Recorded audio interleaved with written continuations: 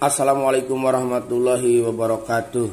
Sahabat hidayah, semoga kita semuanya selalu ada dalam lindungan Allah Subhanahu wa taala, dilancarkan rezekinya, disehatkan badannya, serta diberikan keturunan yang soleh dan syahid.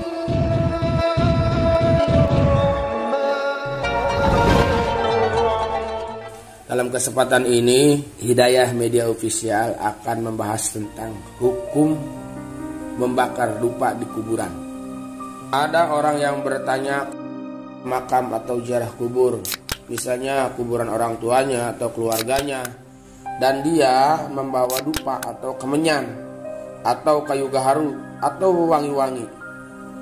Nah, ini tentunya di sana dupanya di kuburan itu dibakar, sehingga di sekeliling kuburan itu menjadi harum.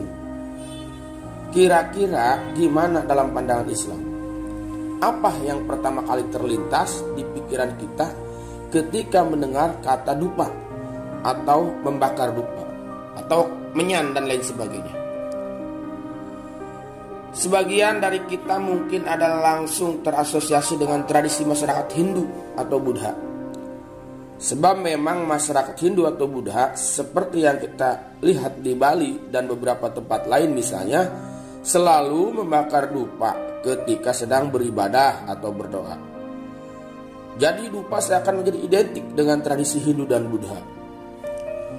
Namun kebiasaan membakar dupa sebenarnya juga dilakukan kaum muslim sejak berabad-abad lampau, baik untuk mengiringi aktivitas keagamaan seperti berdoa, beribadah atau pengajian, maupun kegiatan lainnya, tak terkecuali dengan ziarah kubur.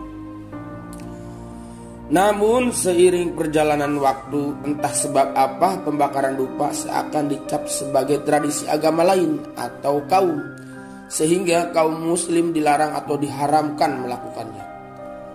Lalu bagaimana hukumnya? Boleh apa tidak membakar dupa ini? Baik, kami akan jelaskan. Jika niatnya membakar kemenyan atau dupa, kayu gaharu, bahkan minyak wangi-wangi, itu tujuannya untuk tatoyub atau membuat situasi itu menjadi harum di sekitarnya, maka hukumnya boleh. Kenapa? Karena Nabi Muhammad SAW pun senang dengan yang harum-harum di mana saja, baik itu pada tubuh beliau, pada pakaian beliau atau ruangan-ruangan, dan juga di tempat-tempat yang dikunjungi. Kalau memang situasinya bisa dibuat menjadi harum, maka beliau Nabi Muhammad SAW pun melakukannya. Bahkan Sayyidina Abdullah bin Umar radhiyallahu anhu juga sering menghidupkan kayu gaharu di beberapa tempat, karena memang itu sunnah Nabi kita, Nabi Muhammad SAW. Nah, baiklah, kita kembali lagi pada asal pembahasan, yaitu dupa, membakar dupa di kuburan. Jika ada orang datang ke makam untuk ziarah kubur, kemudian menghidupkan hal-hal yang menjadikan harum di situ, entah itu menyan, dupa atau gaharu dan lain sebagainya, atau mengusap minyak wangi ke tubuhnya, tujuannya untuk tatoyub.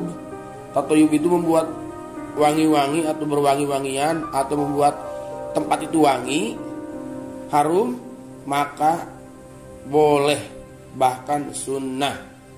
Dan yang dalilnya tadi sudah dijelaskan. Tapi jika ada orang datang ke makam, ia membawa kemenyan atau hal-hal semacam itu untuk mengadakan ritual atau untuk mendatangkan penunggu kuburan di kalangan makhluk halus atau dari bangsa jin, tujuannya untuk meminta kekayaan atau untuk meminta jabatan, maka hukumnya tidak boleh. Bahkan ini bisa menjadi syirik kalau tujuannya semacam ini.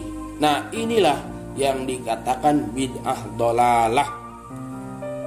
Kenapa? Karena tujuannya bukan ziarah kubur demi mendoakan ahli kubur serta mengingat akhirat, tapi tujuannya untuk apa? Untuk mendapat kesaktian atau pesugihan, mencari kekayaan, naik pangkat jabatan. Nah, jelaslah hal yang seperti ini tidak boleh dilakukan. Termasuk juga datang ke makam kuburan angker. Ini yang dilarang. Harus kita pahami mana yang dilarang dan mana yang tidak. Jadi kembali lagi tergantung orang tersebut datang ke kuburan untuk apa. Kalau datangnya itu untuk nyekar dengan membawa bunga-bunga yang harum semerbak, maka itu boleh dan disunahkan. Karena Rasulullah SAW senang dengan sesuatu yang harum atau tempat-tempat yang harum ataupun pakaian yang harum. Dan demikian juga hal-hal yang membuat tempat itu harum. Insya Allah semuanya niat mengamalkan dan menyampaikannya lagi kembali kepada orang lain. Wallahu a'lam bishawab.